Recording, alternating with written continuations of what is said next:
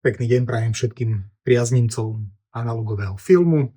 Dostal som podnet, či by som okrem kamier Bolex neprestavil aj kameru Krasnogorsk. Môžem tak urobiť. Mám kameru Krasnogorsk 16 mm model 2. Väčšina z vás asi má model 3, ale rozdiel medzi modelom 2 a modelom 3 je v zásade v tom, že do modelu 3 sa dáva film na takýchto cievkach, do modelu 2 musíte ten film previnúť z cievky na takúto kazetu. Čiže to je ako keby základný rozdiel. Inak tá kamera je rovnaká tým, že sa tam dávajú takéto cievky, trošku vyzerá inak, ale naozaj je to len minimálny rozdiel. Už tu vidíme, že je to poloautomatická kamera, to znamená, že až tak veľa vecí sa na nej nenastavuje.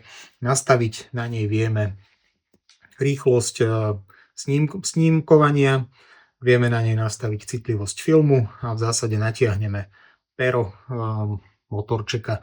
Čiže to je všetko, čo na nej vieme nastaviť. Sem dozadu sa dá dať potom ďalková spúšť, s ktorou kameru vieme ovládať. A tu sa vlastne stláča nahrávanie. Čiže to je v zásade všetko, čo vieme na kamere nastaviť. Túto kameru som zohnal už s týmto objektívom, čiže toto je zoomovateľný objektív Meteor. Je za mňa pomerne kvalitný. Táto kamera sa používala pri televízii, spravodajstve, pri nakrúcaní publicistiky a dokumentov, čiže naozaj s týmto objektívom natočíte takmer čokoľvek.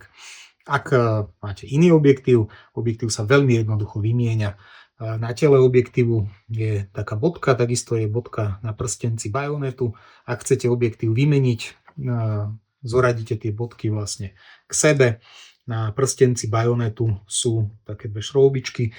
Ja chytím jednou rukou objektív, druhou chytím tie šroubičky, jemne ich posuniem v smere doľava, vytiahnem objektív a teda kamera už je bez objektívu. Viete vymeniť objektív, pokiaľ máte iný. Rovnako keď ho zakladáte, posuniete tie šroubičky, objektív vám zapadne a pustíte, čím objektív je zaistený. Čiže toto je vlastne všetko, čo viete na tej kamere urobiť. Páčkou sa samozrejme zoomuje, tuto ostríte a tuto riešite clonu.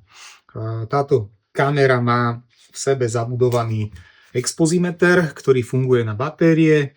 Môj nefunguje, idú tam staré baterky, zatiaľ sa mi to nepodarilo rozchodiť so žiadnou náhradou, čiže expozimeter vnútri kamery zatiaľ nepoužívam.